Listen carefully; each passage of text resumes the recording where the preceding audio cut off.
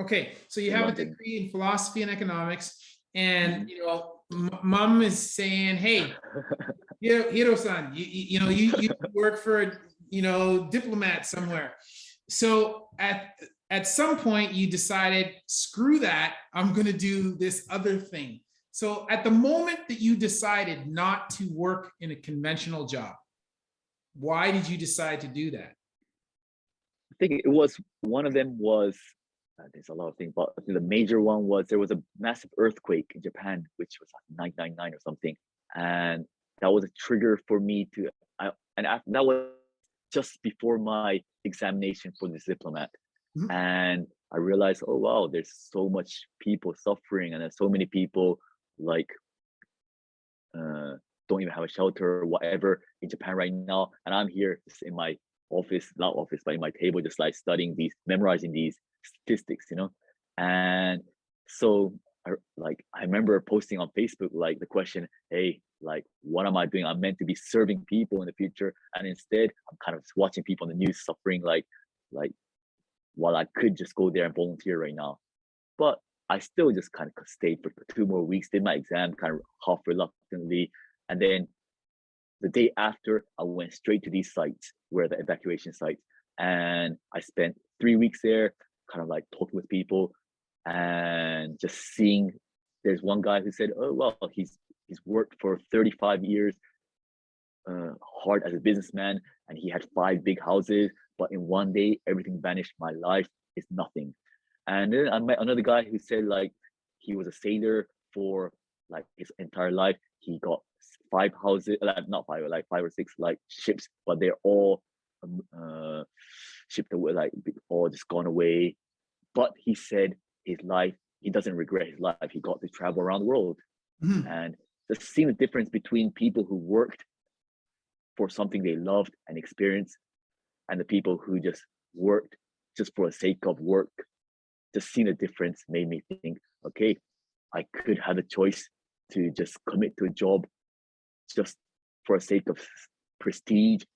At that same evacuation site, I saw a street performer who was kind of like, he was the juggling and he was kind of putting some things on his face. And he was a mid-age or even a little like 50-year-old Aussie guy in Japan, and people in the middle of nowhere. They lost all their house. They had no future prospect, etc. But they was watching this guy and laughing. You know, some of them were crying because of the laughter. And when I saw that, I'm like, this is more beautiful than any other job I've seen. Mhm. And after that, I told him, hey, I want to street perform too. And he said, yeah, you can do breakdancing. Try to come to Australia. Mhm. And I said, I was kind of saying, okay, maybe, you know. And I decided to start traveling first. So after 2 or 3 weeks after I went to the evacuation site, I flew straight to Lithuania, thinking, okay, I want to just cycle around the world. So I kind of bought a bicycle in Lithuania and I started cycling. It took me around 2.5 months to cycle all the way down to Athens. And I thought, no, this is not enough. So I want to go next to Africa. So I went to kind of Africa, I went to Egypt. I walked across Egypt. I went to South Africa. I kind of like hitchhiked across South Africa. And then eventually I went to Philippines, I went to South America, and I ran out of money. And I realized, oh wow, so now this is I saved up money when I was studying from uni, etc. But now what can I do? And I thought I go to Australia. I Mhm. remember that street performer. So, but before that, I needed a reason to go to Australia, so I kind of used farming. So I kind of applied as farmer. I realized that farming was a scam, so I paid for all the uniform, etc. But again, I was left with no money in Australia. And I thought, what can I do? So I started just dancing on the street. And slowly by slowly, even though it was an easy path, I became a street performer. I met this Australian guy in Australia, and he's like, wow, like you've done well. And now, since then, I get to just travel around the world. I get invited to these big festivals. I perform on the big streets. And this is how it started. Like performing and traveling is something that really is driving me right now. Whereas society's telling me, Hiroshi, you should be settling down with a wife right now with a proper job, with a proper job. But of course, everyone's different. We all Exactly. listen to the different drums in our heart. And for Yes. me, I feel like there's a lot of social pressure.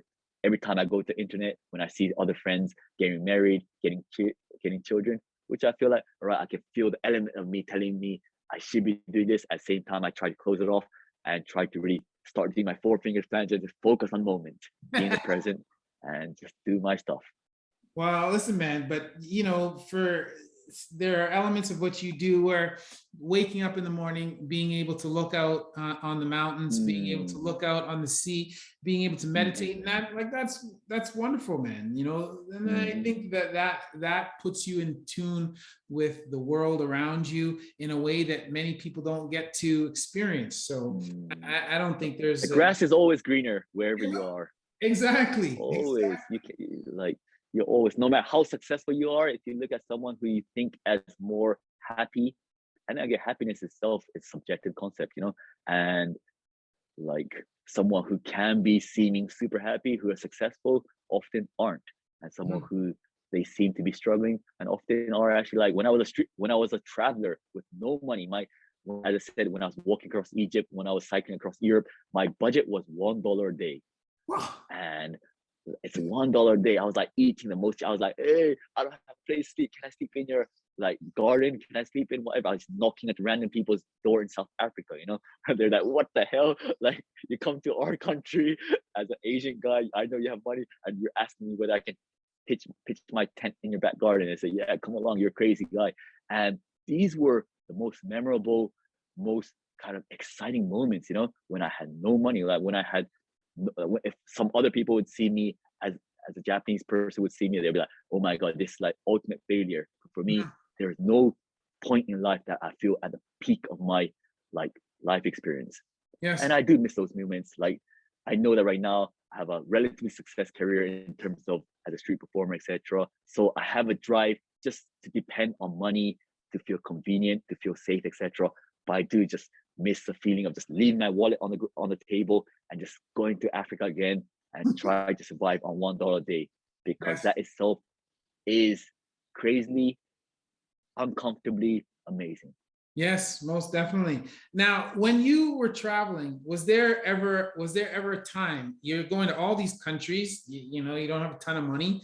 Was there ever a time when you were afraid? You're like, holy shit, like, what am I doing? Yeah, again, fear is just, it's a feeling, it's a feeling that we develop irrationally often. And I remember when I was in Egypt, or not Egypt, someone would like kind of like point a knife at me, and I was like, okay, how should I react to this person? I immediately just kind of grabbed his arm and like just grabbed his shoulder, yeah, what's up, and like kind of like played around. And thankfully, that moment it was okay. So of course, I had that instinct, oh my God, what's gonna happen?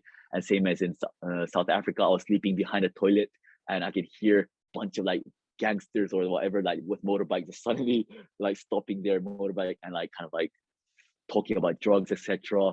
And but I was kind of hiding behind the toilet, saying, "Oh my God, hopefully they wouldn't discover me. Hopefully they wouldn't discover me." And then when they went away, I'm like, okay.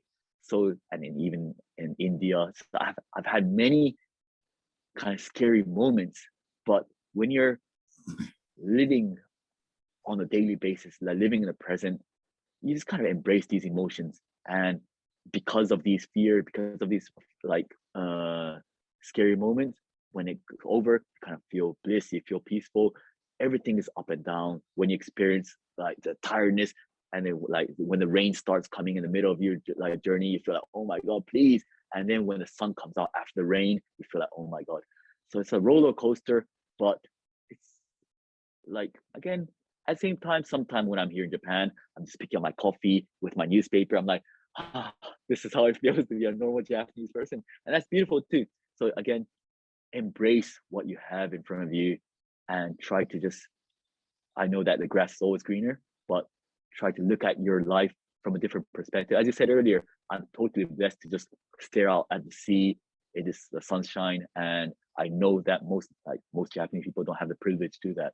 And of course, some people see me as jobless right now because I don't have performing, but some people would see it as, wow, you have the privilege to be jobless and not worry about it right now. And so in that way, I totally understand. Like, I had the financial, like, people are in debt right now, I've never been in a debt.